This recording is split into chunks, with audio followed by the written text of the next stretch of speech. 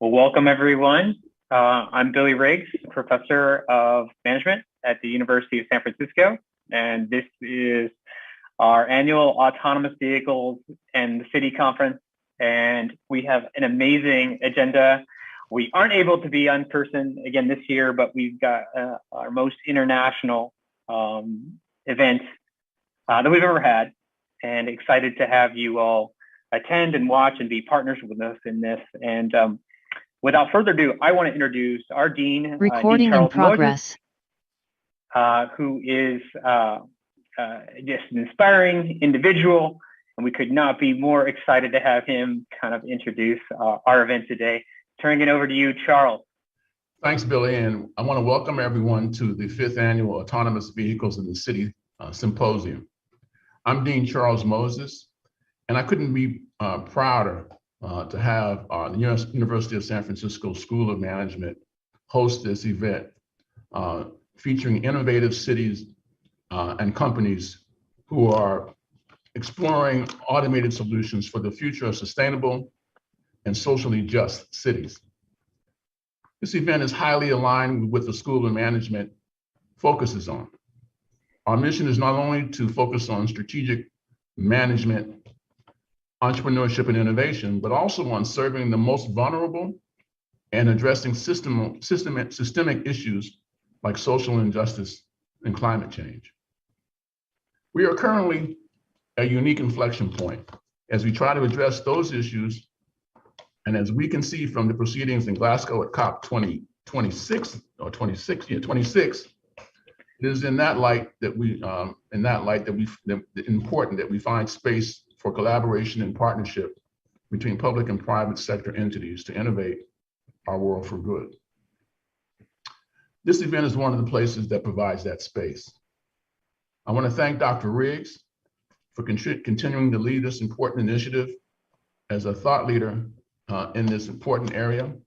And I want to also thank the broader campus, national and international community that we have gathered together to discuss this important issue. Thanks in advance to all our speakers and our sponsors. And without further ado, I'm going to give this back to Dr. Riggs, who will run through our proceedings. Billy? Thanks, Charles. It was very generous, and I cannot reiterate enough how grateful we are to our speakers today, but also to the generous sponsors we have. We have some legacy gifts from Cruise, Waymo, and Planet that really made today happen. But this year we have a flagship sponsor that's doing some unique stuff in the climate banking sector.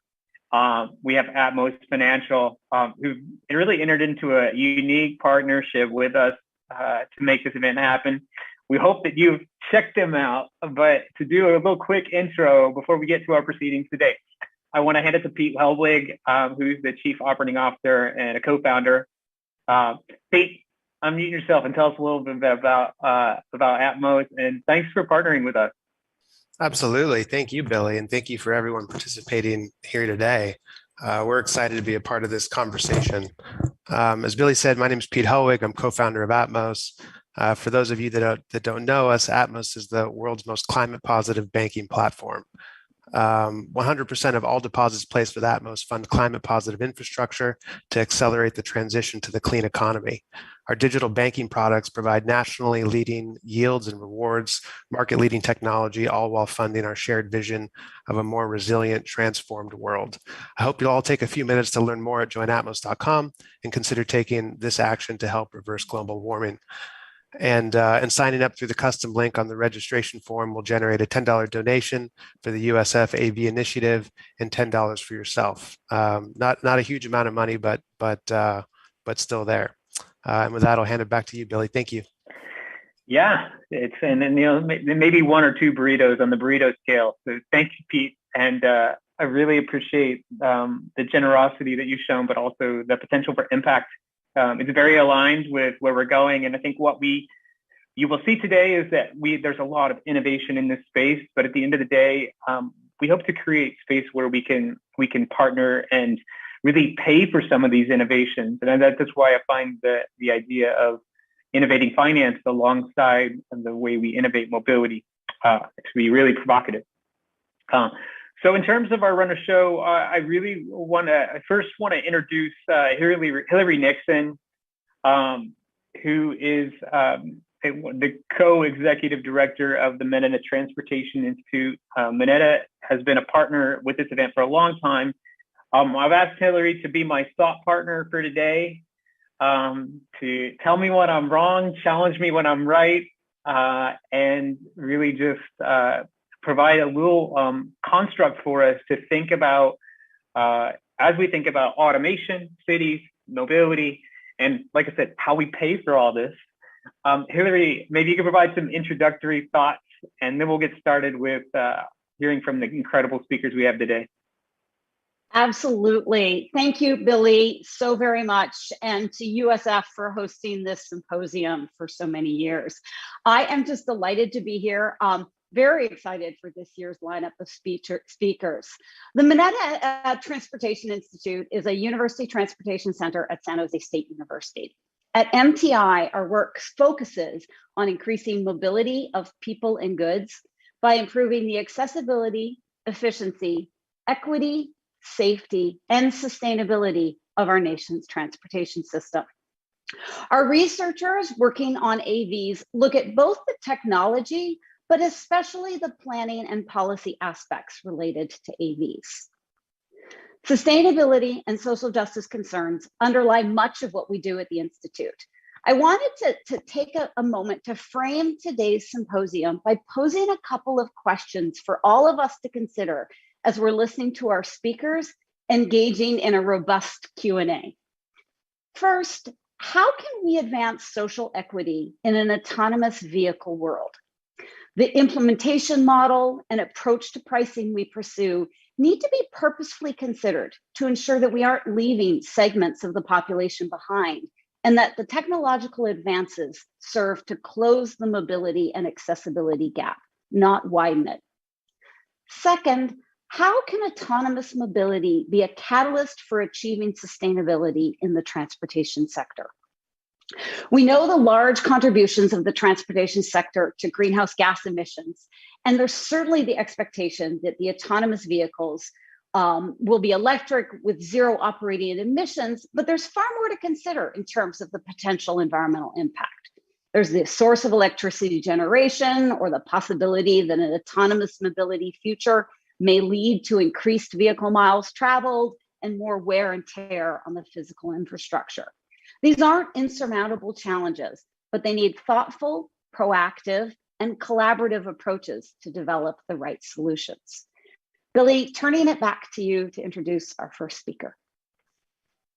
Yeah, thanks, Hillary. I really appreciated that framing, and it really gets at, I think, the assertive place that we want to reside here to bring public and private sector entities together for positive and impactful change on our cities. We have a really fascinating lineup that touches on business models for automated and new forms of mobility, as well as automated driving. And that includes, first, a really unique speaker, Henriette Cornett, who's working on a fantastic project that's funded by the European Commission. Then we hear from Justin Cote, who leads a company that's really focused on mobility as a service and innovating that space. We'll hear from Machek with the Volpe Center on many of the experiments they're looking at in automated driving. And then finally from Sahasrata, who has a new platform that really enables not only automation, but mobility as a service solutions for the car, and his company's called Smart Car. And so we have this crazy innovation ecosystem right now, and I could not be more excited to start off with Henriette, who leads the show project, and she's going to talk to us a little bit about that and about this amazing European Commission project that he's working on. So without further ado, from Belgium, thank you very much for being here, Henriette. Hello, Billy. I'm very glad to be here with you today. As you can see from my background, it's already dark here, so it's already evening. I'm very happy to present the project today, and for that I will share my screen. Up. Okay, I hope you can see it. I hope everything works well. I will just go on and interrupt me if something doesn't work technically. Okay, so a word about me. I'm Henriette Cornet. I work at UITP. UITP is the International Association of Public Transport. I am coordinating activity at UITP in the field of SICAM. SICAM is a word that we use quite much in with the European Commission when we are working with them. It means connected and cooperative automated mobility. So it's all this field of automated mobility. I'm coordinating activities related to that within the association. And I'm also the project coordinator of SHOW, which I will present you now. I will be brief because it's a very large project and I could speak about it during hours, but in short, SHOW stands for Shared Automation Operating Models for Worldwide Adoption. It's all about deploying AVs, like shared AVs, like something very important. And I guess coming already to what to the introductions that Hilary made, we come to this social equity aspect that's very important for UITP, being an association for public transport, that we integrate automated mobility within public transport, within shared mobility, and not as individual a product, I would say. But back to the project, SHOW is for this shared mobility, and it's also for cities or like peri-urban areas. The project is very unique in Europe right now because it gathers 70 partners. You heard it right, it's 70 partners. For a project, it's really huge, and for coordination, it's a challenge, but it's also a great opportunity because we are covering the entire ecosystem of automated shared mobility in Europe, meaning we have public transport authorities, public transport operators, we have a service industry, technology providers, big players, big European players like Siemens, Bosch are on board of the project. We have many research institutes. We have associations like UITP, we have consultants and so on. So we can collect really the requirements, the needs from all these stakeholders and put everything together in this 4-year project. We are now in the middle of it, approaching half of the project. And our goal is to start the urban demo next year. So stay tuned with the project, with me also, because next year things will really go on the road. And as Billy mentioned already, we are funded by the European Commission with 30 million euros. Just some keywords here. So it's about deploying high level of automation AVs, so around 70 vehicles for passenger, but also we will have some use cases targeting cargo for like mixed transport.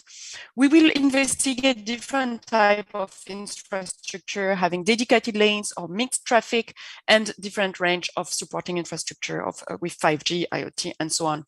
We are also trying to push really the boundaries of development so that, and also of deployment, so that we can reach higher traffic speed.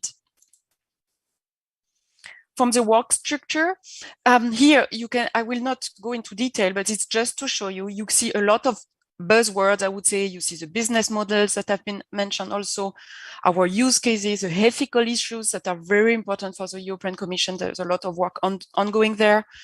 Our system architecture that we are developing for all the exchange of data that will happen for the different actors that put these AVs into the game, into the public transport traffic management system.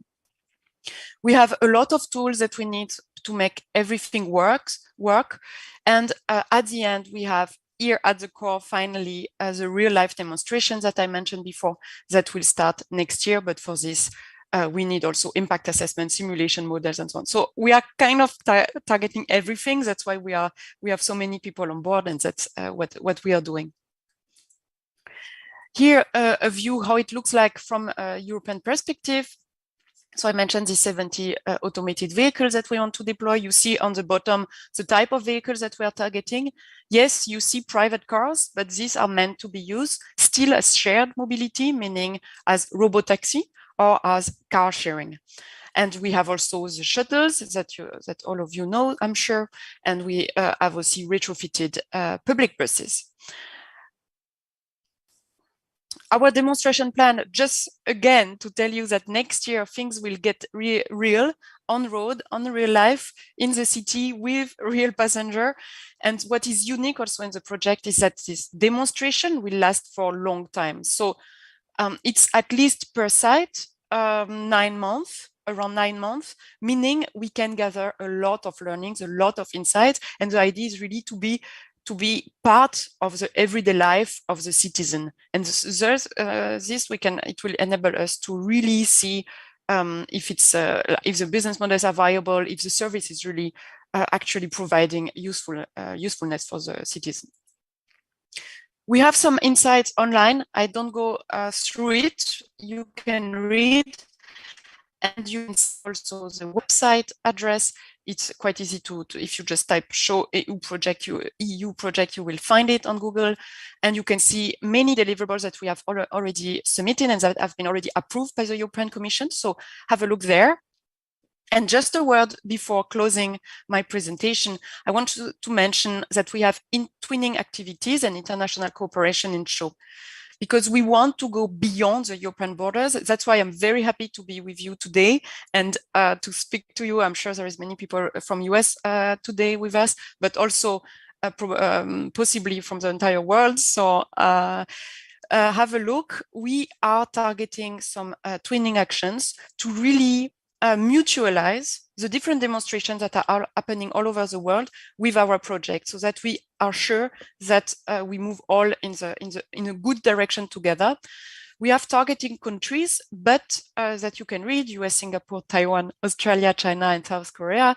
But it's not restrictive to these countries, of course. So meaning if you are listening to me, and you are not from one of these countries, but you have a great demonstration of autonomous shared vehicle happening, just get in touch. We are very interested. And the idea for this is really to cooperate on exchanges, lesson learned and best practices. But why not also going into more detail and work on the AV driving behavior, on the V2X communication, regulations is also a big topic that we have in the project, business models, and so on. We could even think of joint demonstration, and for this we have really the full support from the European Commission. Here is how it looks like from the Asia Pacific region. So we have collaboration in China happening already, also in Taiwan, also in Japan and in Australia. I will say a word about Japan just to close my presentation, but here about US, because I'm sure many of you are based in the US. It's also directly supported by the European Commission. There are people, they put people really to create this link. We had interaction already with AASHTO and with the Texas Transportation Institute. And we are really interested into connecting with DOT-funded project on this shared automated mobility. So this is ongoing, and I hope that by the next presentations that I will give, I can give you more detail about some cooperation happening. The benefit of twinning is if you join the show project, if you interact with us, if you collaborate with us, you will interact with the biggest and most holistic ever initiative. So yes, it sounds a bit like very ambitious from our side, but it's the case now. It's really the biggest project in Europe in terms of partners and numbers of vehicles and so on. And you can get in touch with European key players, be part of internal discussions, because you can also connect with Japan, Australia through our project and showcase your national strategy. Here it's an example of Japan, because we signed very recently a memorandum of understanding with ITS Japan and the University of Tokyo, because they started a new project called Cool 4. And to give you an example, we will collaborate there on topic of vehicle behavior at intersection, safety remote supervision and control, how the safety is from remote supervision, on regulations for AV user acceptance. I know you cannot click on the link, but I hope the slides will be shared and you can get more information from the website on this collaboration, and it can give you idea how to interact with us. More about show. Also, we have a nice video on YouTube, social media, the website, everything. And if it's not enough, get in touch with me. I will be super happy to exchange with you and to see how we can collaborate on this very exciting topic. Thank you very much.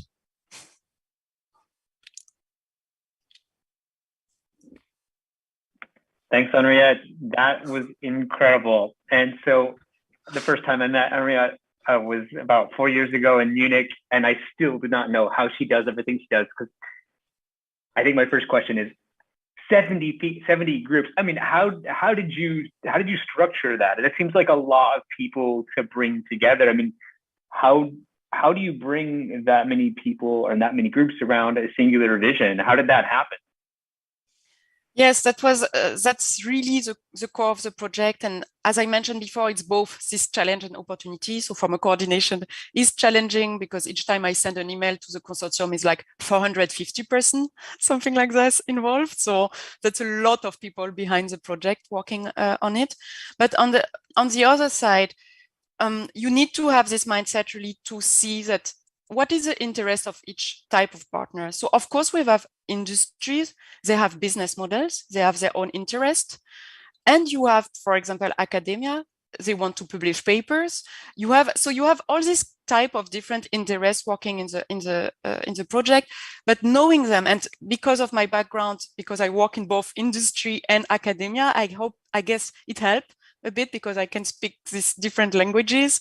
So you can really create synergies between these different groups so that at the end, everyone benefit from it and everyone can exchange on this topic. Yeah, it's funny. You meant literally different languages, but also you can speak the language of business and academia and the private sector, which I think is really important thing to highlight. So I think one of the things that is really interesting, also in that I spoke with one of our colleagues, Tom Elcom from the European Commission about earlier this week, is that a lot of these projects are providing that space for collaboration and that space for perhaps brokering some of these things where there's a safe space for a private sector company to take some risks, but also for the government to experiment. So, I mean, I think, one thing I'd ask you is that, how is the EU, market different than the US? And are there things that, as you look at what we're doing in the US that we can do to accelerate innovation in a way that builds both the business model, but also the business models for automation, but also preserves the policy side and all the benefits to cities that we want to achieve? Mm-hmm. Yeah, I think you mean what makes Europe special, right? This type of project, like in Europe.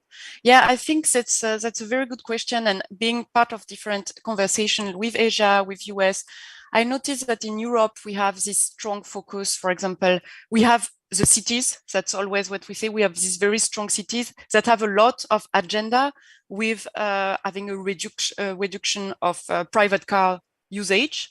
And this type of project can leverage on that. So many cities have this agenda to say, okay, let's have more public transport, more green areas, more place in the city and so on. And I think that's something we can really learn from all these cities. So that's something specific. And after, of course, yeah, we don't have maybe the big players like in US and China for automation, but there is a lot of also tier 1 suppliers that are still in Europe, at least, that can leverage on a lot of aspects. I mean, these shuttles, some shuttles manufacturers are still in France. So let's see how it goes in the future. But yeah. Well, that's interesting that you said the focus of the cities, and maybe so the last thing that we can focus on is really kind of what do you see as being the consumer face of the show project? I mean, how will some of the innovations demonstrate themselves to citizens, and will they change behaviors? I'm curious what you think the reaction of city residents will be as you get into the project. Yes, that's a great question. It's super central. And before coming back actually to your first question, when we mentioned, this diversity of stakeholders, we have also this very strong technique on one side, like a lot of technical development, but at the core of it, it's about enhancing the traveler's experience and the citizen. I'd like to tell about like quality of life in cities at the end. So that's a goal, very important, very central in the project. And what we expect is like, it will be very different because it's also what's great about Europe is this diversity that we have. So we are sure that we will have people who love it, people who hate it. That's good. We want to get any kind of feedback.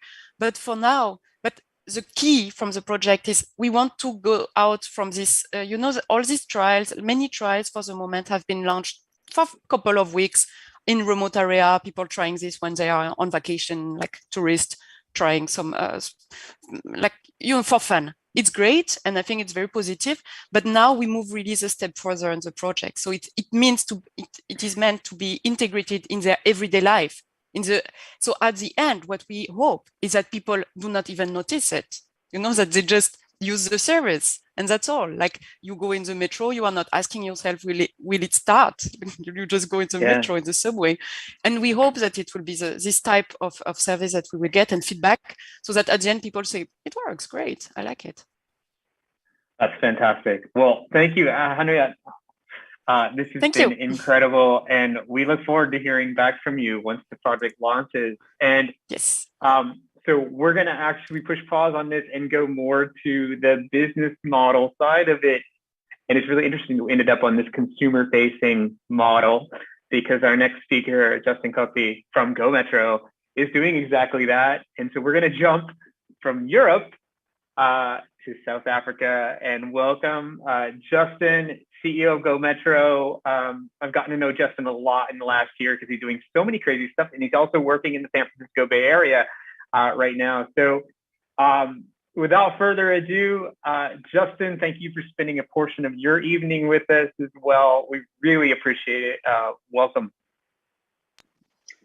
Cool. Thanks, Billy. It's a real pleasure to be able to share our work with you guys this evening, and really focus on some of the results we've seen. So I've got a short video just to introduce our business and some of the impact we've had in the Global South. So I'm going to attempt to share my screen and connect my sound. And it'll just a 2.5, 3-minute video clip, just to give you an idea of what we're doing at Go Metro. And then I'll dive a little bit into how we go about changing mobility for the better. So here goes. And we're running out of space. We cannot continue on the car-dominated way that we have built cities since the 1950s. We need to invest in public transport as a society. Data is absolutely the fuel that drives change. Some public transport is formal, like a bus that follows a schedule and arrives at each stop on time. Others are informal, where the route always changes and you can get on and off whenever you want. Like South Africa's minibus taxis, which account for nearly 70% of all public transport trips in the country in 2013. In the informal sector, there is no requirement for adherence to safety, labour and other legislative norms. In fact, these are normally the ones that the industry sacrifices in order to be sustainable. That's Justin Coetzee, whose startup Go Metro is using big data to help authorities begin to regulate informal public transport in South Africa. There's an enormous amount of inefficiencies as to how these routes have sprung up and how they've been created over time. And so our data is able to consolidate them into a much more rational plan for the entire city to work better. So this map book is an example of work we've just finished for the city of Cape Town, where we rode every single taxi route in the city. Go Metro begins by tracking things like route distance, number of stops, and when passengers get on and off. Then the company collate all that data into a model of the network. They then suggest changes to make and optimize the network more efficiently. Finally, the company deploys monitoring devices to make sure the network operators stick to the new plan. We're standing here at the Caravel Lentegeur Taxi Association queue, or COLTA. So it's up to every passenger to decide where he wants to stop. Very inefficient because a driver will stop and start all the time. What we found was that you're doing about 3,000 riders in the morning. Some of your operations are extending a little bit further than necessary for maybe 1 or 2 pickups. Yeah. So when we formalize, we're going to stop a lot of the special deliveries and the special door-to-doors. 100%. Because that's wasting fuel. Dead mileage. Dead mileage. Yeah. Networks that we analyze, we think we can generally find between 30 and 50% efficiencies, either by introducing bigger vehicles, by changing the routes, changing the schedules. Transit systems across the world are looking to use big data to improve their services, and Go Metro now maps in Argentina, Kenya, Mexico, the USA, and India, to name but a few, helping less formal networks take steps towards official recognition. Cool. So that's just a little bit about what we have done in Cape Town. And so we're very passionate at Go Metro about the invisible transport networks. I call it the invisible majority, because in the global south and most emerging economies, the network that carries the most people and then the transport network that is the majority share is pretty much invisible. It's informal, it's collectivized, and it's very difficult to engage with. So we've developed technologies that really focus on digitizing these operations, bringing them to the fore, and then taking the benefit of data analytics, telematics, payments, and automation into the lowest common denominator, which is that vehicle which moves around. And so our data forms a baseline for understanding what's going on at a vehicle level. And so we're now well equipped to start asking questions around electrification, connectivity, and eventual automation as we move towards autonomy and aided driving. So I'm just going to quickly pull up my slides and show you guys what we're doing and how we went about doing our network analytics. So in that project I showed you in Mitchell's Plain in South Africa, in Cape Town, we were able to reduce an operation by 50% in terms of its assets. We didn't lose any jobs because we moved to better shift systems, so we didn't have one job loss. And we were able to reduce fuel by 50%. So that's fuel and emissions dropped by 50%. And we did this without introducing any new subsidy, any new legislation, regulation, or even technology, just by using technology like data analytics. So it starts with putting a person in the vehicle to collect its daily trips and travel patterns. So we have a little application, a little mobile app called Go Metro Pro, and it's like Strava for informal minibus taxis. And as you drive and as you run up and down, it collects distance, passengers, revenue, travel time, waiting time, which is more important than travel time actually, and where this vehicle goes. So you end up with this footprint, I call it the fingerprint of a vehicle operation. So here we have a vehicle that did 23 trips in one day. It carried 232 passengers. It traveled for 191 kilometers. And its total travel time, moving time, was 9 hours in a 15-hour shift. So it ends up with 6 hours standing time. When you add all of this together, all these little bits of traces one by one into one big picture, you end up with what you see here, which is a map of boarding and lightings for 3 networks that share a common area. And you can start seeing all these overlaps. So the blue, the red, and the yellow are all different companies and operators, and they're competing for the passengers. So bringing them all together into one zone, one catchment area, and starting to help the vehicles not chase passengers, but cooperate in order to become efficient means that we can slowly but surely remove vehicles out of the network, reduce running kilometers, and increase, funnily enough, the frequency for customers so that they have more direct trips. We ended up in this particular project being able to produce for the first time regular routes and regular schedules for these operators to run. So they were able to run more frequent services, leave without the vehicle having to fill up, and increase their revenues while decreasing their total system operating kilometers. So you might have each vehicle doing 25% more kilometers, but if you're taking 50% of the vehicle fleet out, you have a net reduction in kilometers, a net reduction in emissions, and a net reduction in cost, like maintenance and so on. It doesn't always work this way. This is the informal market. So here's an example of our tracking system, our technology that kind of tries to enforce route adherence. And this trip failed because the driver drove the wrong way because he believed that the passengers were on that road and not that road. So we use data also to train drivers to let them see that there's a different way or a better way to do things, and slowly but surely, through a matter of months, work with the operators to get the operations to run more or less to the plan that we develop. Some of the other tools we've developed are around driver performance, driver scoring. So we have an incentivization where drivers can get paid a bit more if they're scoring green, not red. And we track things like pitch up to the depot on time, sign out your vehicle on time, return to the depot on time. So it's all these little bits and pieces that are normal to a bus operation. And we're helping these minibus collectives, operators, become mini bus companies through the use of some very straightforward management technologies. We're now working across South Africa on what we call the hybrid model. So this replaces bus rapid transit feeder services, which are generally very poor ridership, very low boardings per kilometer or boardings per hour, and they're generally albatrosses around the neck of BRT systems.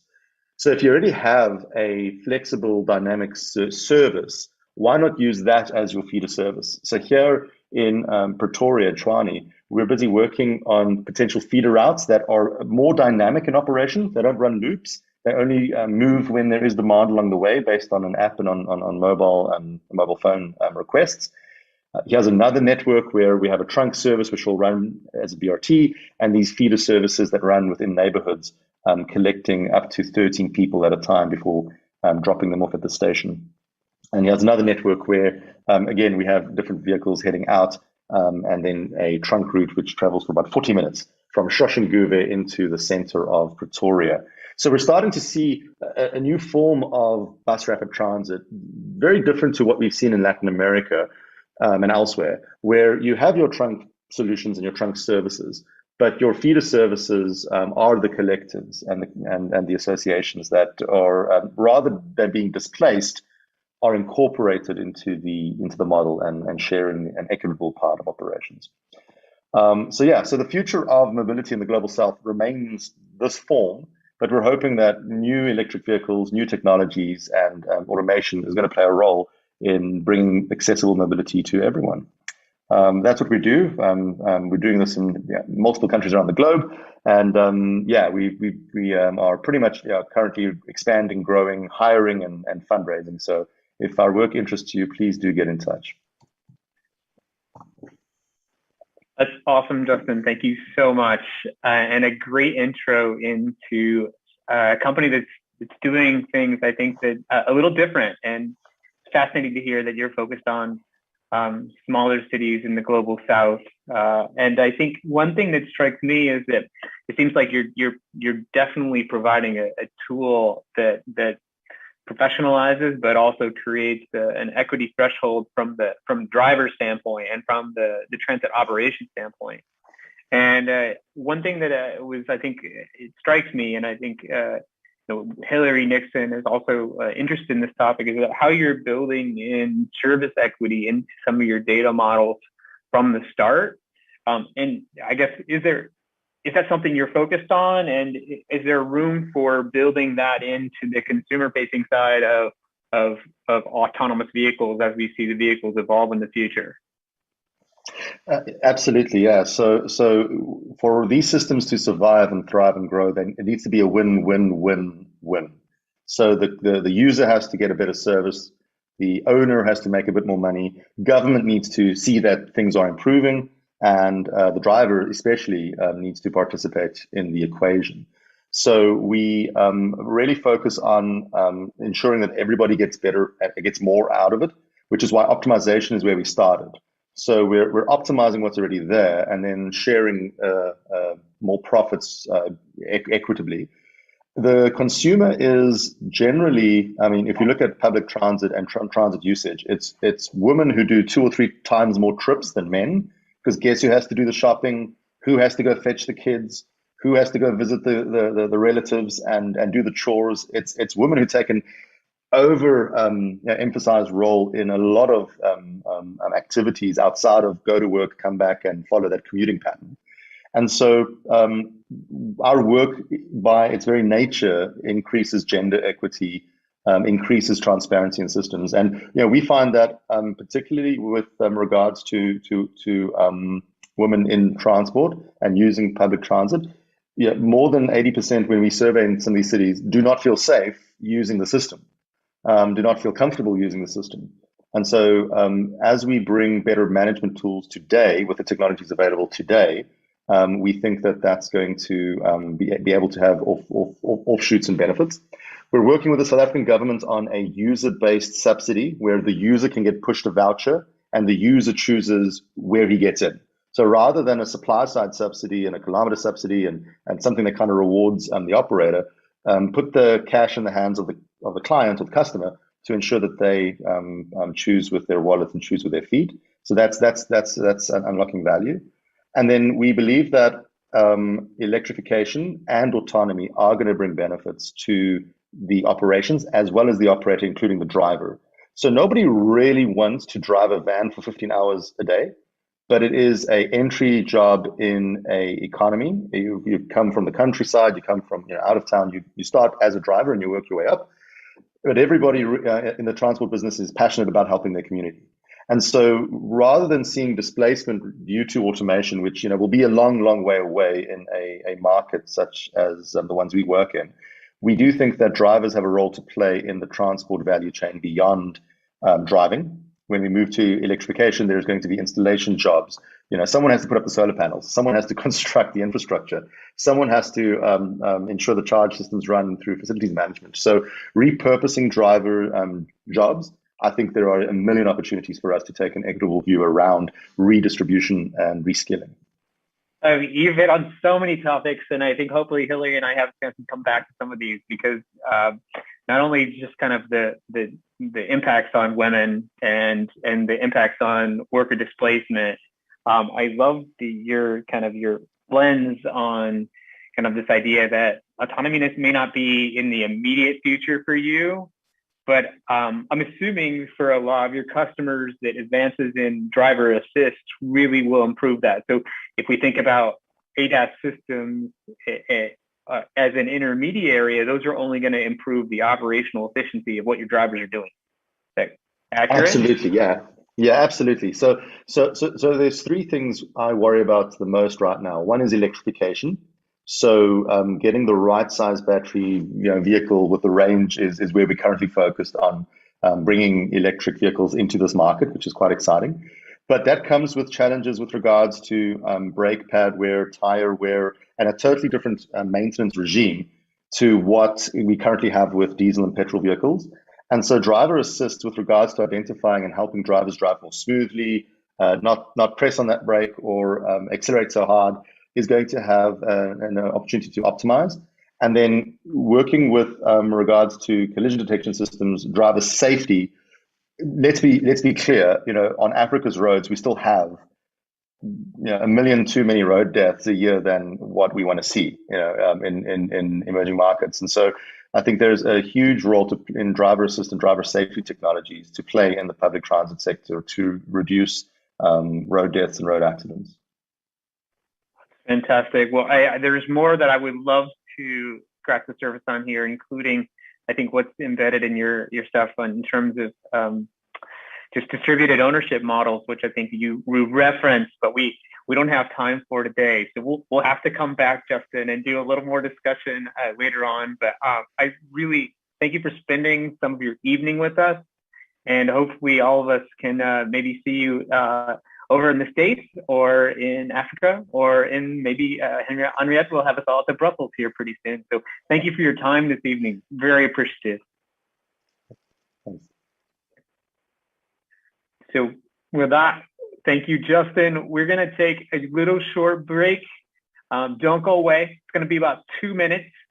And then we're going to jump about 3 time zones back to the US and hear from a colleague, Ellie Machek in Cambridge, Mass.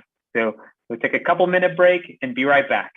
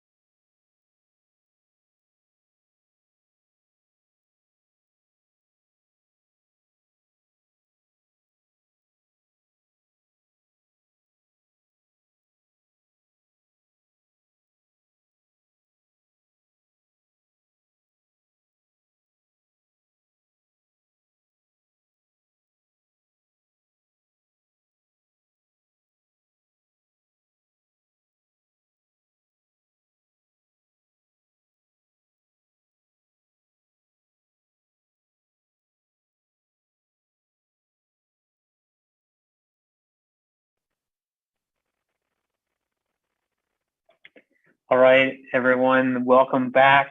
Hope everybody refilled their coffee or wherever you are, whatever beverage you have in hand.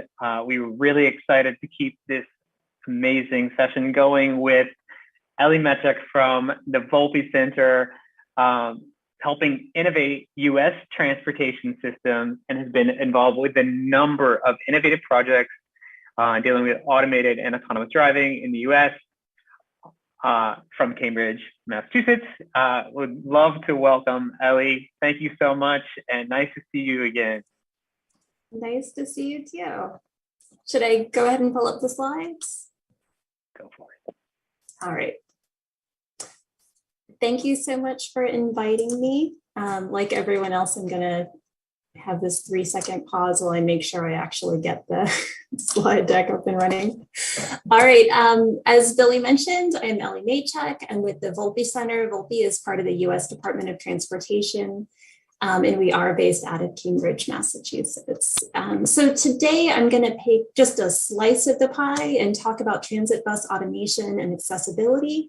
And I think that ties in really nicely with the two themes that Hillary gave us at the outset, climate and equity.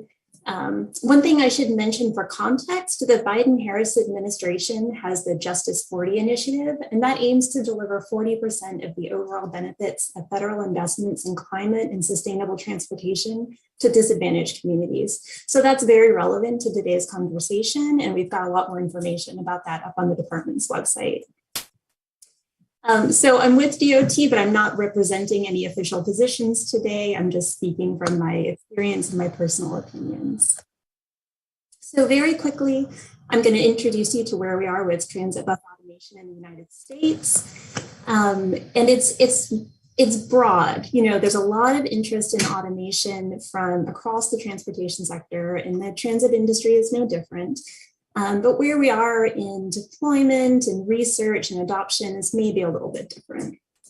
We do see projects being sponsored by a wide range of actors. There's a lot of experimentation from the private sector, more in kind of the ride-hailing and automated taxi side of the house, but also some partnering with local circulators and feeders. We saw with economic development agencies and nonprofit organizations in this space as well.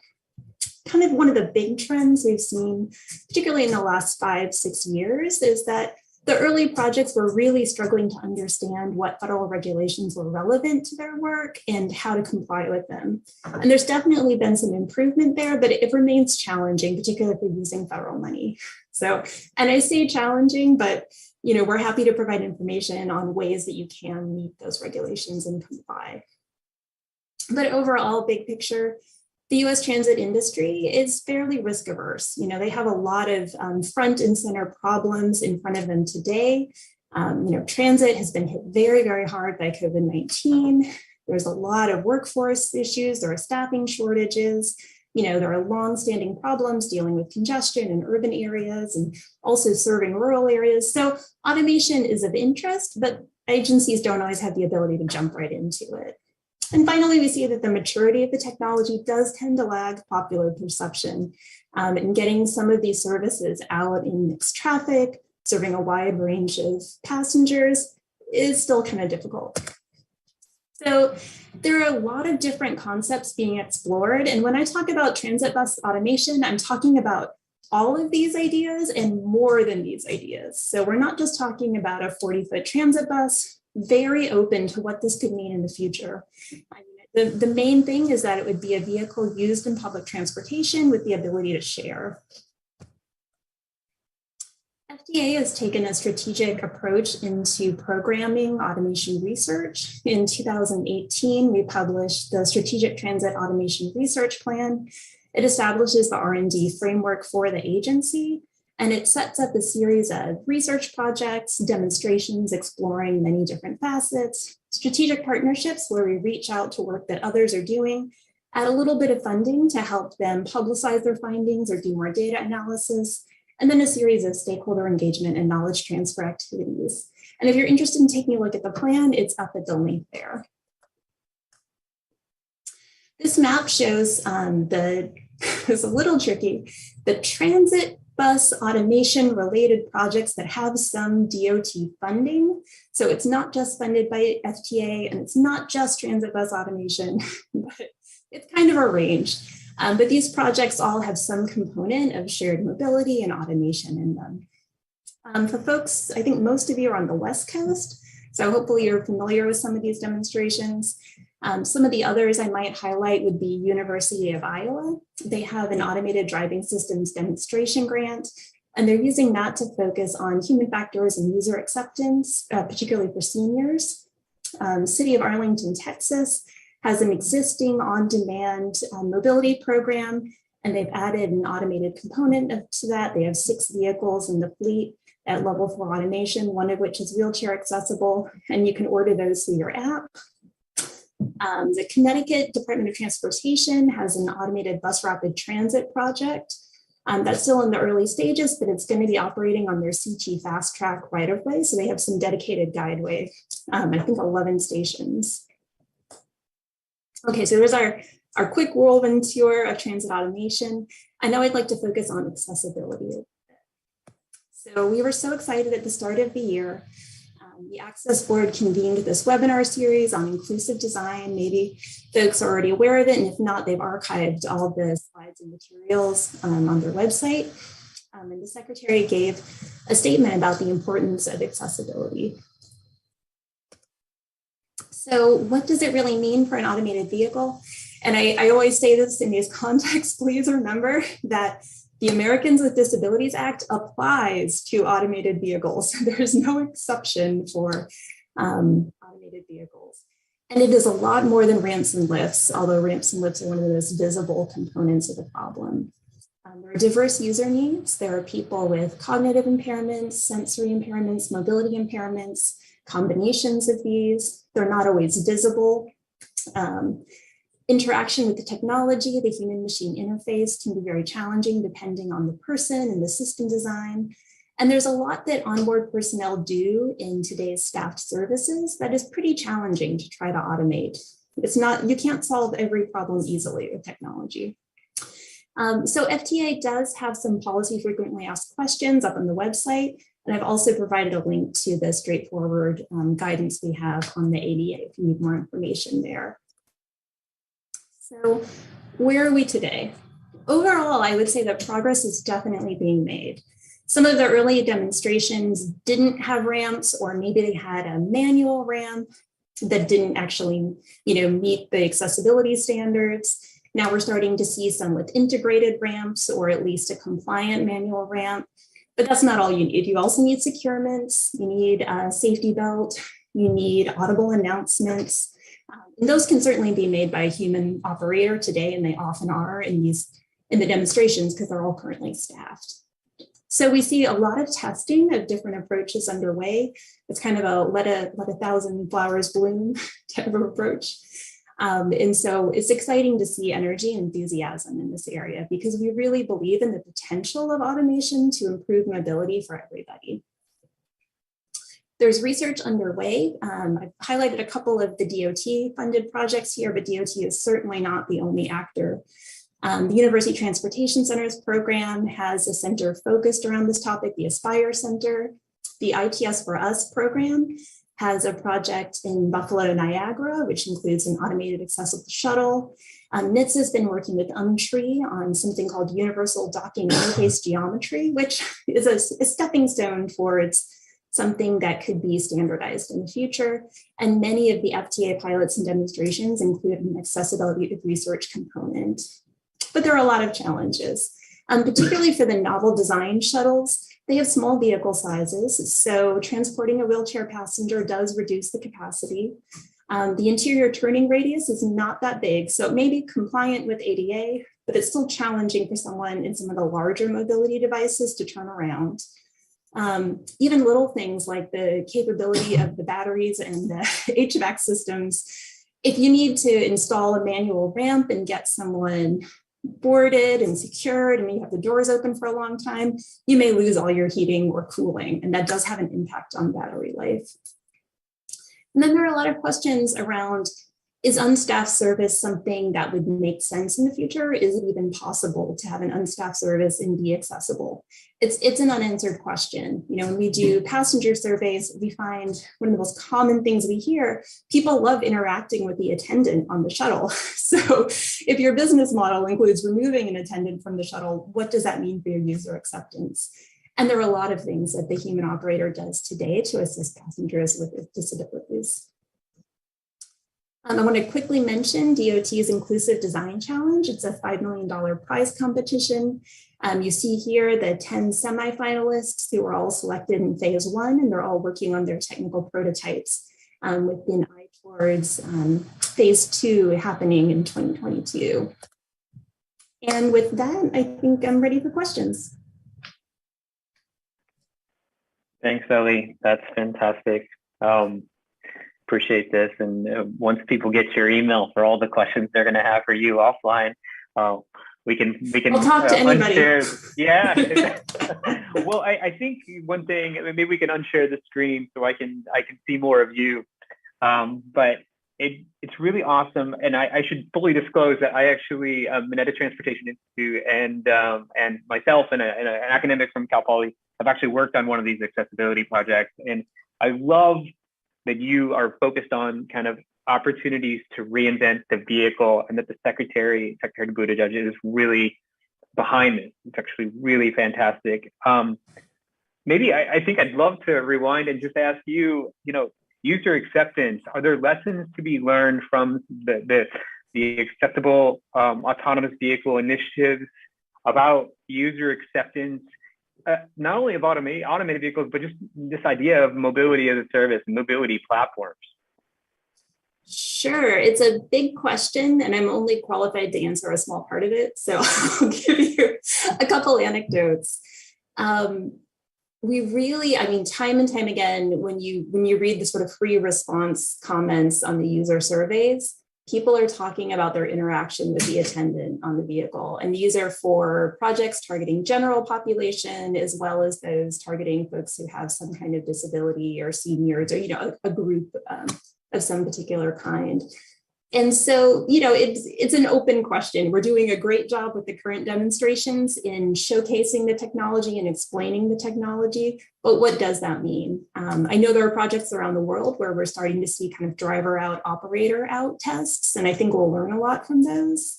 But there are some unanswered questions right now. Yeah, it's funny as you were saying that, I was thinking, maybe there's, we have heard in this past from a lot of people in the robotics space, and it's almost like we need to figure out how we keep the human aspects of the vehicle. And the question is there a technology fix for that? And nobody knows. I will refer the very interested reader to Appendix C of the STAR plan. It is my favorite appendix of all the appendices I have ever appended to a document. I would like to recommend it. And we worked with some folks who had experience in bus operations and going through and cataloging all of the non-driving responsibilities of a bus operator. And there are many of them. So it's organized by trip phase. And it's just a starting point, but the folks who are really interested in this space, we're hoping that it gives you a little boost to thinking about, which ones of these are easy to solve with technology and which ones are challenging, and how much does that matter? That's really, so Appendix C of the STAR plan is what you're suggesting we all read.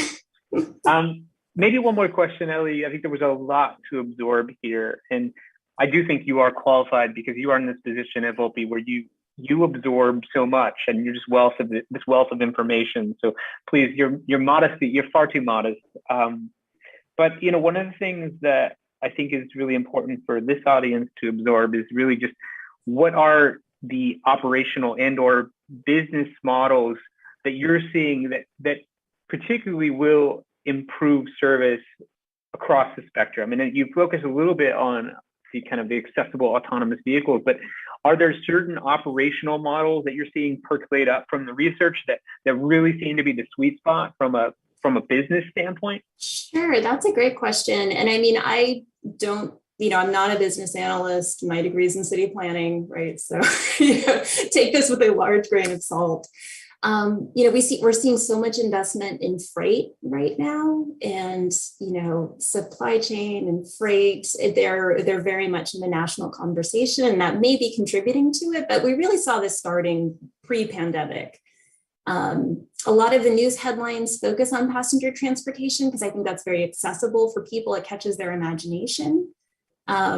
But realistically, having passenger transportation, you're going to be operating a passenger service. And when you talk to folks who work in the tech industry, they know a lot about their technology, but maybe not a lot about customer service. And they're two very different skill sets. So sometimes starting with freight may be an easier lift for them. Yeah, I think that's probably the hidden undercurrent that we haven't talked about that much. And just so one data point we have is at our same conference last year, we had Sven Wolf from Booth, Booth operates basically electric tuk-tuks in Stockholm, and basically had to restructure this past year as a result of the pandemic, and has basically rebuilt the business wholly on this last mile delivery model and doing it like a fairly carbonless delivery model. And so, if folks remember, Booth, the strangely named, interesting and quirky Swedish company. So look them up. They had a really interesting pivot from passenger transport to logistics over the last year. Yeah, I want to admit, I think there's a lot of potential for passenger transportation. I just don't know that you're going to make your millions in it right away. So we're really hopeful for safety, improving driver workload, all of those things. And that was not said because you're not a financial analyst. You cannot invest according to Ellie. Please don't. Ellie, your modesty is too much. Thank you so much for joining us. We really appreciate it. And hopefully have a great rest of your day. Thank you so much. And we're going to pivot now back to the private sector and welcome a really interesting and fascinating CEO, Sahas Kara from SmartCar.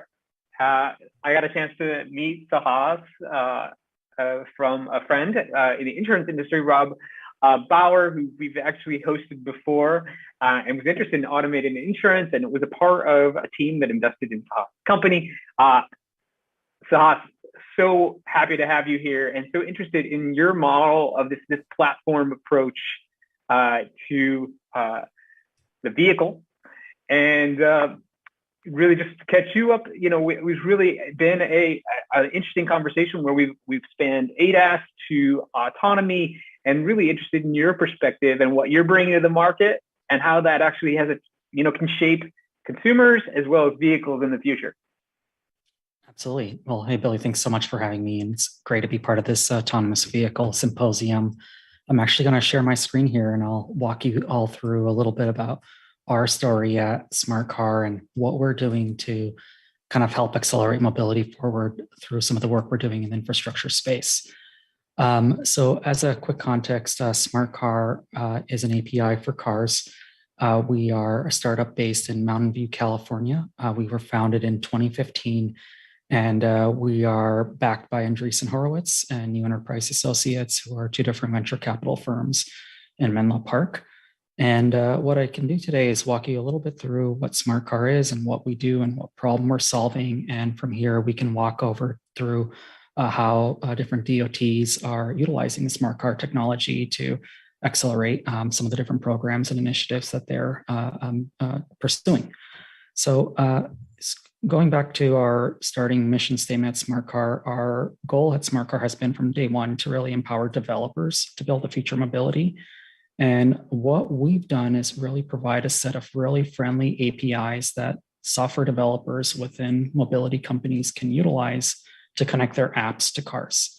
And we are now serving a variety of different industries, from companies that are building car sharing products, pay by the mile insurance products, smart EV charging products, and of course, even road usage charge programs, which I'll talk a little bit more about on the infrastructure side of things as we progress through this slides. And one of the reasons we started the company, actually, I started the company with my brother, who's our CTO, and I'm the CEO. And the reason we started it was we were actually software developers trying to go build an app for our own vehicle. And it turned out that this was really hard to do. most car brands, which we discovered quite quickly, did not really offer us as software developers a friendly developer experience. They didn't have API documentation published. There were no SDKs. There wasn't a way to talk to their customer support. There were no API keys. And even if maybe one of them were to give us access to their APIs, it still meant we had to repeat that challenge or problem for another 30 brands. And that's when we got that aha moment that there's this fundamental gap in the automotive industry that's preventing mobility from moving forward faster. So we decided to solve this by building a standard API for cars. Today, the Smart Car API is compatible with 22 different vehicle brands, all the logos that you see on the left. And on the right, we make it easy to get telemetry from these vehicles, such as a car's fuel tank level, its odometer reading, its location. If it's an electric car, its battery level or its charging status. And you can even send commands back to these cars to lock or unlock the doors. And what's really exciting about this new technology is that through entirely just a couple lines of code on your computer, you're able to unlock the car in your driveway by sending a couple lines of code on your terminal. You can have a Ford F-150 in your driveway that you just brought home from a dealership without needing to modify it in any way, without needing to install any aftermarket hardware, without needing to tweak it. You're able to use our technology to get its location, its fuel tank level, unlock the doors. And today, there's now 72 million cars that are on the road in the United States, roughly 1 in 3 cars in the United States that are compatible with the Smart Car API out of the box. And this has started to create a massive ecosystem of connected services or applications around vehicles that weren't really possible before due to the fact of the platform now becoming available. And in addition to standardizing these APIs and making it really easy to integrate with cars, we also had to take a stab at also standardizing consent management. It was really important for us from day one to enable consumers to have control of what applications they want to use, what they want to connect their car to, and understanding the scope of permissions that they're going to be sharing with their the application they use. So for instance, if you want to go sign up for a pay by the mile insurance product, you may want to be able to connect your car to that insurance provider and share just your mileage, but you don't want them to be able to get your location or your fuel tank level. So we've built this technology that has now made this possible. And today consumers are able to stay in control of who they're sharing and what scope of information that they're sharing with that third-party application. And fast forward to what this has resulted in is kind of exciting as well. So when we started the company, again, we started off as software developers trying to go build an app for a car. But within a few months of starting the company, the state of California Department of Transportation ended up putting out a pilot program to start evaluating how to tax drivers as the world moves to electric vehicles. And the state of California actually became one of our very first customers, which is really rare for a venture-backed startup. And the reason for this was today states rely on the gasoline tax or fuel tax to fund building and maintaining infrastructure like roads, bridges, et cetera. And as cars are becoming increasingly fuel efficient or hybrid or purely electric, they're no longer really contributing to the roads that they drive on. There isn't a way to collect funds from them. So a couple of years ago, Jerry Brown had taken that first initiative to say, hey, let's figure out evaluating ways to solve this problem. And Smart Car was included in that pilot, and the state enrolled hundreds of drivers in California through our technology to get odometer readings from them to be able to then tax them based on the number of miles they drive, which they felt would be a new equitable system. And fast forward a few years, and this technology is now in use actually in production in some states like Utah, which we're incredibly excited about. And what we're excited about is the fact that without the need for expensive hardware needing to be put into cars, without needing to have someone bring their car into the DMV once a year, without someone needing to go through a very painful process, the state of Utah, for instance, is able to now, with consumers opt in a few clicks, share their digital odometer reading directly from their car in about 2-3 clicks from a mobile app or from a website, and invoice them for the miles they've driven. And this new taxation system is something that we're excited about because it's very equitable. It's really tied to the usage of the roads, not to the fuel source that your car runs on, and encompasses eventually all kinds of drivers, whether the car is a hybrid, a fuel cell, an electric, or just happens to continue to be a gas vehicle.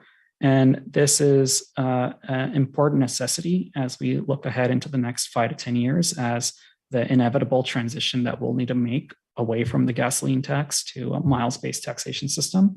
And due to the fact that it's entirely a software-based solution, we've been really excited about the fact that we're able to keep that administration cost incredibly low for the state DOTs.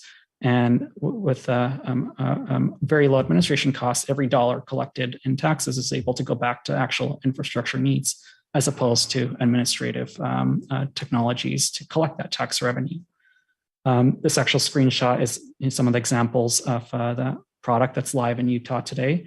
Our tolling partner implemented for the state of Utah, and from a web page on the Utah Department of Transportation's website or on a mobile device, you're able to select your car brand, whether it's a Tesla or any other vehicle, connect your car by typing in your credentials, and then hitting the accept permissions button to share your mileage with the state. And that's a 3-click process, and that enables the state to collect your odometer information.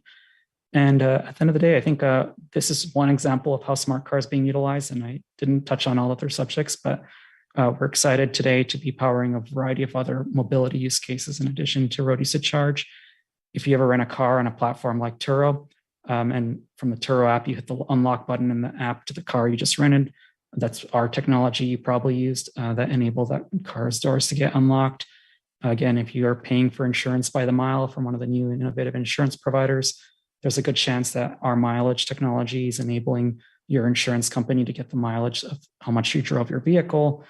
And actually in the San Francisco Bay Area, if you live in San Mateo County or in the South Bay in Santa Clara County, and you have an electric vehicle, your utility is likely offering a smart charging program where if you pause your car's charging during peak hours and allow it to charge during off-peak hours, typically midnight or later, they're actually giving you cheaper electric rates. And you can actually save as much as 50% on charging your EV by opting into this program.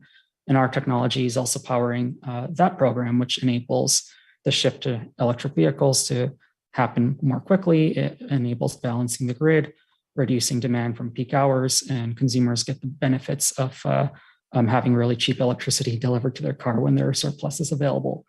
So we're really excited about the future mobility at Smart Car, and we're excited to have this kind of underlying quiet role behind the scenes, providing this infrastructure layer that other amazing companies are able to go build on. And we're excited to be here today as part of this conversation around autonomous vehicles mobility. And if there are any questions for me, I'm happy to answer them, but you're always welcome to go visit our website at smartcar.com. And we also always have a lot of openings. So if anyone's interested in being part of our journey and story, feel free to reach out, and we're happy to chat. Thanks, Sahas. That was amazing. And I'll be totally honest with when I first met Sahas, and I want to see what appreciate when people go to the website after, but we'd love to see more of your face. So no need to keep the share up. But you blew me away first time we met.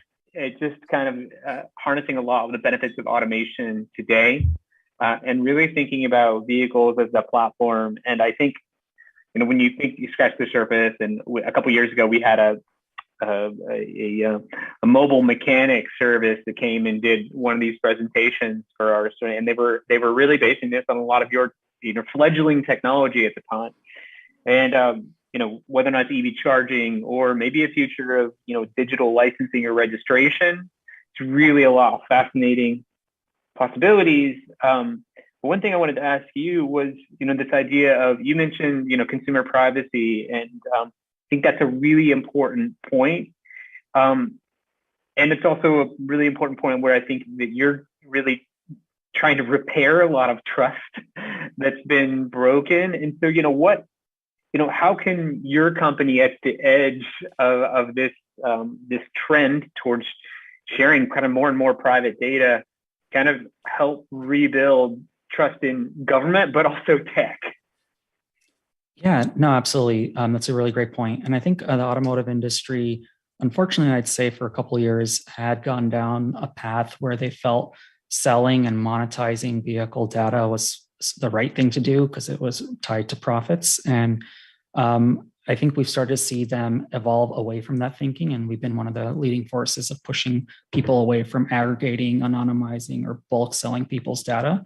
What we rather believe is that if you own a car and how you drive that car, where you drive that car, how your car is performing, that's your information. It's not something that Smart Car should have access to, or any third party like your insurance company or car rental company. No one should ever have access to this. But what we do believe is that you should have the ability to choose to use the applications you want. And just like when you install an application on your smartphone, it may ask you, I want permission to your location, and you can choose to give it access to that, or to your camera roll or your contact lists. And it's the same thing for cars, in our opinion. Your insurance company shouldn't be able to just come by some information about your driving habits without your involvement or understanding. But if you voluntarily choose that, hey, I may get a better rate, so I'm fine sharing just my odometer reading value with my insurance company, and you have that transparency, you have that control, that's the right decision. And that's the right way, in our opinion, to tackle this problem. And even a lot of the DOTs, to touch on the government side of things, have started to be really evolving their opinions on this. There were some early initiatives where a lot of state DOTs initially wanted to put a GPS tracking device in everyone's cars. And that's obviously something that I even personally would not feel comfortable with happening, if knowing that, the DMV or DOT knows where I'm driving every single moment of the day. But when that thinking evolved and they realized, what is the bare minimum we need to be able to ensure at a low cost with minimal invasiveness of privacy, and what is essentially required to also make sure there's no fraud or tampering happening to be able to equitably tax people for how much they drive, that ended up getting something like the odometer reading, just a differential between the first day of the month and the end of the month. So maybe 1 or 2 data points from your vehicle every month. And when a lot of the states went and did surveys with residents in their state, they found that people, when they understood this, were really comfortable with the fact that, hey, it's just maybe a value like 400 miles that's being shared, and I am okay sharing that piece of information with my state. So it's a mix of being thoughtful, talking to people who are going to be using your product, and making sure you execute on only utilizing data when it's absolutely required. Yeah, I appreciate that, Sahas, and that really, I think this audience also really, gets this idea of how do we pay for infrastructure when we get to this future of carbonless commuting, and let's just say carbonless congestion. So then, how do we actually mitigate congestion in those situations? And some of what you're talking about is maybe experimenting with the lever, or we talk a lot of push and pull factors that can be used to maybe pay for that, but also drive behavior a little bit. But one question, and maybe this can be the last question, is really just kind of, you mentioned your partnership with Turo, and I think that's for particularly as we think about automation and a transition to fleet-based services.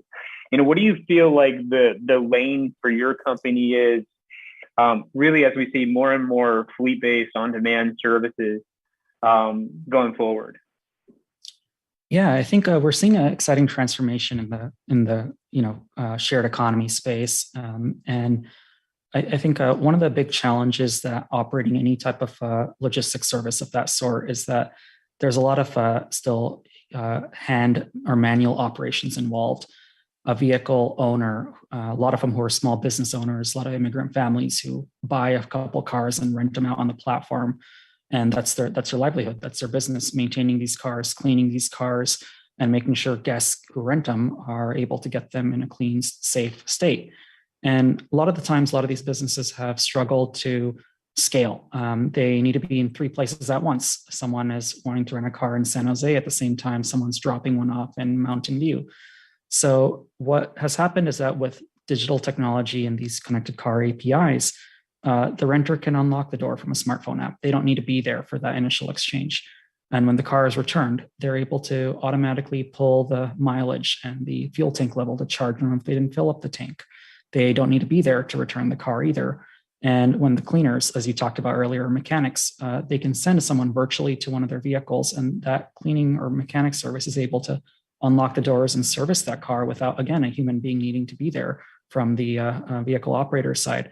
So it's enabled a lot of these small business entrepreneurs who have become providers of mini car rental fleets on these car sharing platforms to have much more efficient, successful, safe businesses. And at the end of the day, renters are benefiting from cars that are now more affordable, that are cheaper and better maintained as a result of this. So we're seeing technology playing a huge role in just enabling people to have more equitable, affordable, safe access to transportation. That's great, and we know just from transportation theory that when you don't own a vehicle, you're probably going to drive less. So that's actually really an important feature. And one thing I want to connect that you said, Sahas, to what Justin from South Africa said when he got on is we really are exploring these new ownership models. And in his work in the global South, this has a lot of applicability because you may have vehicles that have disaggregated ownership. So it's a really important point, and I really appreciate you bringing that up and highlighting that as part of that question. I think we're about out of time, so I just want to thank you for ending us off here. Really appreciate your time and wish you the best as you continue to scale your company. It's a really fascinating model and doing really important work. Thank you so much. Thank you so much for having me. This was wonderful.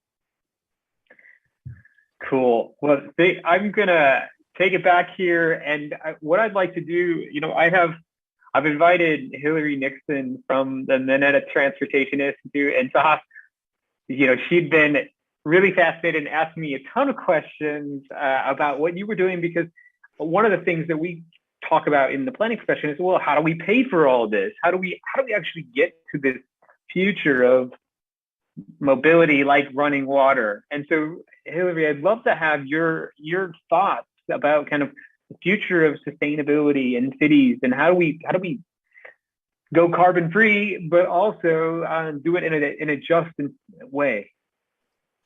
Awesome. Thank you so much, Billy. And really, first off, I want to thank each of the presenters today.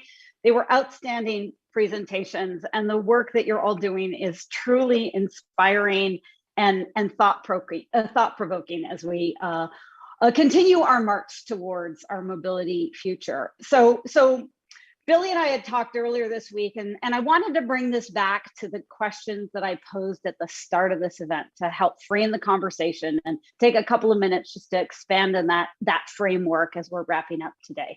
So how can we advance social equity in an autonomous vehicle world, and how can autonomous mobility be a catalyst for achieving sustainability in the transportation sector? So jumping back 100 years, in the early 20th century, we ushered in the age of the automobile. We responded by transforming our cities to accommodate this new technology, and forgot that first and foremost, we need to plan our cities for people.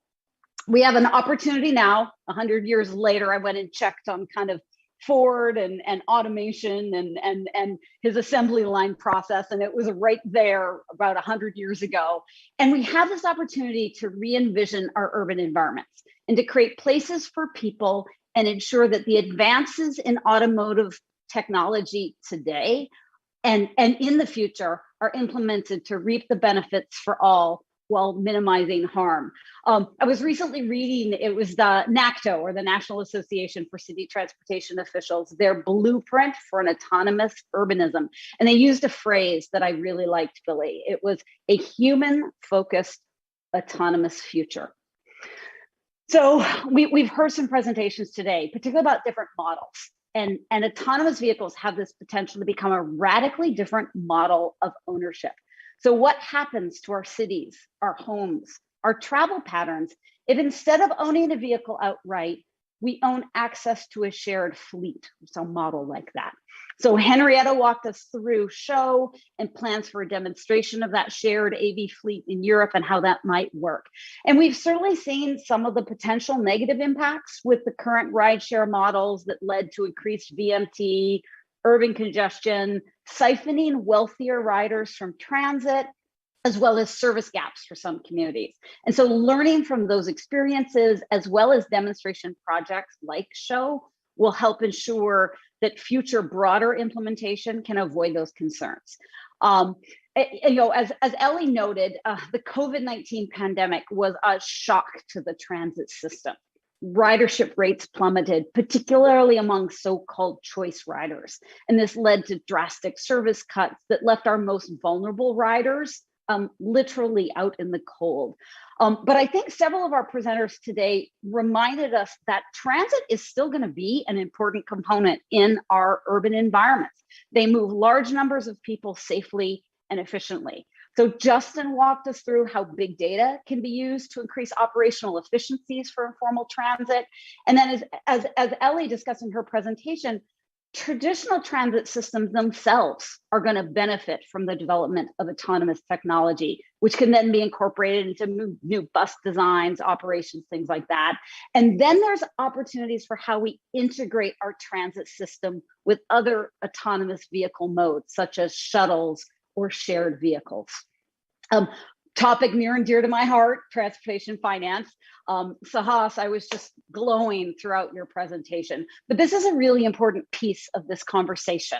And a great deal of the funding today to invest in developing new AV technology or piloting infrastructure is coming either from industry, startups, Sahas mentioned as venture capitalists, or government grants, like as those Ellie mentioned. But that's not going to get us all the way there or support the long-term financial sustainability of these systems. So how can we create a pricing framework that encourages high occupancy, high efficiency, sustainable models, disincentivize single occupancy, low efficiency models? Can we look for pricing strategies that reduce VMT, minimize congestion, manage curbside activity? Sahas, you talked about road user chargers, which is certainly an area that MTI has done a fair amount of research in when we think about implementation models, revenue impacts, as well as public opinion. But also, and I know that we're getting close to the end here, but I'm so excited about all of this. But what are some of the finance mechanisms that could address potential inequities? Could funds raised from, for example, pricing curbside activity be used to reduce shared model costs, shared mobility costs for low-income users? Are there public-private partnership models in an autonomous future that could finance the development of technology and the needed infrastructure under a framework that places equity and sustainability at the heart? And then probably kind of my last piece, if you'll bear with me just another second. We've talked a little bit, Henrietta brought up regulations and regulatory challenges that they're facing in the EU. In the US, I heard a presentation from Volpe the other day. 29 states have enacted legislation, several others have executive orders, but we don't have consistency. So that makes it challenging for industry to plan and develop for the future. But there are incredibly important reasons why cities, local governments need to be at the table during these policy and regulatory discussions. So it starts to bring with us an opportunity for the public and private sector at all levels to frame the policy discussion, think about ways to incentivize a greater emphasis on equity and sustainability, and that we're not just talking about a minor shift in our policies. We need transformative public policies, ones that not only think about the regulations and policies that are focused directly on the technology or AVs and infrastructure, but complementary ones. Land use policies. If we've got land use policies that are facilitating in some way, shape, or another low density development, that's just going to lead to more congestion, more pollution, even if people aren't behind the wheel of the car. So as we look to the future, it's important to recognize that AV technology is a tool, and it's how we utilize that tool that really matters. How we use our values, our priorities to drive the development and implementation of autonomous technology in the coming years are going to be the legacy that we lead to future generations. Billy, thank you. I know I probably talked longer than you wanted, but it's a topic near and dear to my heart. I think all of us are blown away. This dialogue keeps getting better. And so I want to appreciate you for your kind of concluding thoughts, so that you brought together everything that happened. And I think I was equally inspired. So, I think I just want to wrap up, because you encapsulated everything in a way that I think really hit on all the highlights. And I think, focused on the human space, but also the space for collaboration. And that's what I've always envisioned that this event was, this space where we can have those complex dialogues between government and between the private sector, and really work towards these optimal outcomes. So with that said, I just want to again thank all the speakers. Thanks to Dean Moses. Thanks to Atmos for your generous partnership, sponsorship. We really would encourage you to take a look, and we benefit when you take a look and consider signing up on their banking platform. This is not going to end. Every year I think, oh, this dialogue is stale, it's over. We hope to welcome folks back next year on site at University of San Francisco or at the Commonwealth Club. So look forward to welcoming you back in person. Stay safe, everyone. Get vaccinated, and we will see you soon. I'm Billy Riggs, and thanks for attending today.